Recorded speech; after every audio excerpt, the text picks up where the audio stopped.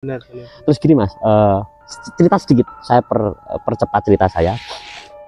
Saya itu percaya yang namanya goib itu setelah saya ditakuti dulu ya waktu kecil, setelah adik ibu saya meninggal karena kena santet Mas. Beneran fakta itu terjadi waktu saya masih kelas 3 sampai kelas 5 SD, saya lupa. Dan di situ di rumah saya meninggalin, nyuwun di rumah saya, mintai di rumah saya, dirawati di rumah saya. Emang itu kanker payudara Mas, tapi kanker payudara ini lucu. Dan setiap malam gini kan bolong kan Mas, kanker ini bolong gini, sini bolong, dan beliau itu tidur dan badannya mulai melendung karena infus Mas, kan nggak makan Mas. Nah itu fakta, dan wajahnya sudah Masya Allah, berarti kayak mayat hidup, mayat tapi hidup. Berarti udah ini nggak bisa beliau ya Allah sebar kuburin. Amin. Maksudnya gini, nggak bisa tertutup, udah terbuka gitu, udah bolong lah. Setiap malam mesti kayak halu gitu. Halunya gini Mas, beliau kalau anaknya yang itu kan anak-anaknya banyak Mas, ponakan saya itu banyak. Terus kalau antar makan atau minta apa gini kan, kamu jangan di sini, ada Scorpion King kayak gitu, kayak kalau jengking gitu, ada ular besar, ada ular, halusinasi seperti itu. Dan sampai ini tuh sampai iga-iganya kelihatan Mas, waktu itu udah bolong, udah daging-daging tetelannya gitu. Amit-amit komplikasi ya, campur Mas. Itu campur sama gula Mas, campur. Iya memang gula campur. Itu sekali kena kayak gitu enggak sembuh-sembuh, dan itu pembusukan Mas. Iya pembusukan. Itu udah kayak ada gua gitu di sini Mas, kelihatan. Amit-amit. Terus ya Allah ya Rabbi, nah itu kan meninggal Mas, meninggalnya pagi. Lagi saya percepat saja ceritanya. Waktu meninggal pagi itu,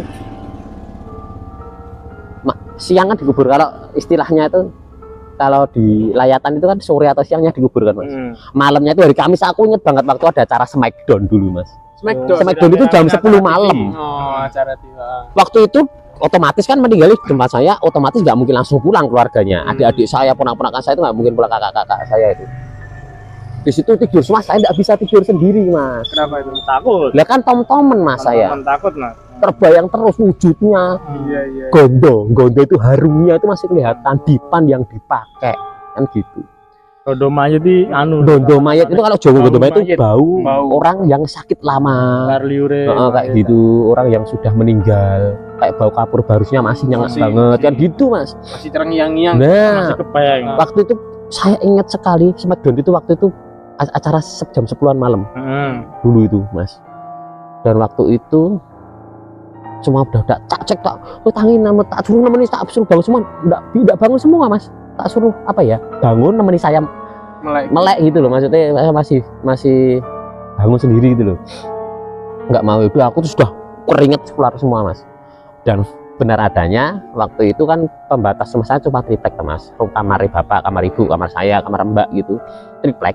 Dan tripleknya itu diketuk Mas, tuk tuk tuk tuk tuk, tok tok tok tok tok tok gitu, tok tok tok. Saya semakin takut dan nggak bisa tidur sampai pagi. Udah Mas, setelah itu saya paginya atau siangnya udah cerita sama saudara, ternyata kakak saya dan anak-anaknya tahu dan denger Mas. Padahal tidur di triplek itu udah ada. Itu posisinya amit-amit tadi bule, bekas tempat beliau sakit. Oh berarti udah meninggal. Udah meninggal Mas. Kosong itu. Kosong. Jadi Mas setelah meninggal kok itu. Yang sakit kanker tadi udah meninggal, terus kebesokan hari ini baru. Bukan besokan harinya, malamnya Mas. Oh malamnya langsung kan nggak bisa tidur. Tripleknya diketok-ketok itu. Oh, tok tok tok tok, semakin pelan cepet banter. Padahal tidurnya di sini semua, di tempat bekas apa ya, perawatan bule saya yang kena sakit itu kan nggak ada yang tiduri, nggak ada yang tidur di situ. Masih kosong. Dan malamnya lagi, malam kedua nih, kakak saya ada yang buat kopi apa teh gitu.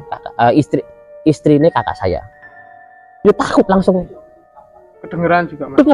Beliau, kakak saya itu mau ke dapur mau buat teh, tapi ada yang di dalam, dan padahal tidak ada orang. Ada yang membuat tik suara orang muda itu loh, ngaduk itu loh Mas ya. Gitu. Ya itulah, dan disitulah saya percaya bahwa goib itu ada. Dulu saya nggak percaya Mas. Tapi ya gitu, alhamdulillah saya kan penakut Mas. Kayak ngomong suara orang roda saya takut, suara orang jualan keliling teriak-teriak itu pumpu gitu saya takut ya Mas ya kan gitu. Masih kecil dulu Bang, takut terus. Ya pada intinya Bukan saya ingin tahu, bukan saya mengulik kayak gimana, bukan sok kendel kepingin tahu di konten mana anger gimana, enggak. Cuma saya itu alhamdulillah percaya, cuma kayak yang bentuk kayak yang di televisi kayak Mas Bintang yang ngalami di podcast kemarin cerita, terus narasumber yang cerita gitu, saya tuh apa toh gitu kayak masalah wujud gitu. Itu saya masih tanda tanya saya gitu dulu, Mas. pas kecil emang sering banget Mas.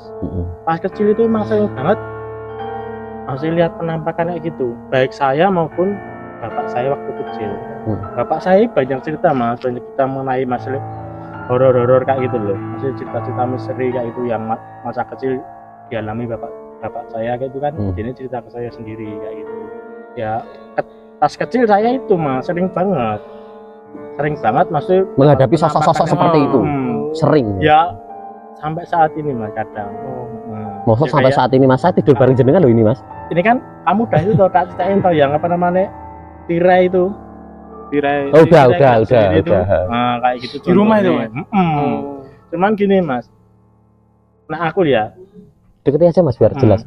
Nah aku itu selama Mas teh kamu Mas teh mau main ke rumah Mas ya makhluk halus gitu loh. Ya monggo. Asal kamu itu enggak ganggu, enggak menampakkan diri sing ibaratnya medeni gitu. Oh iya.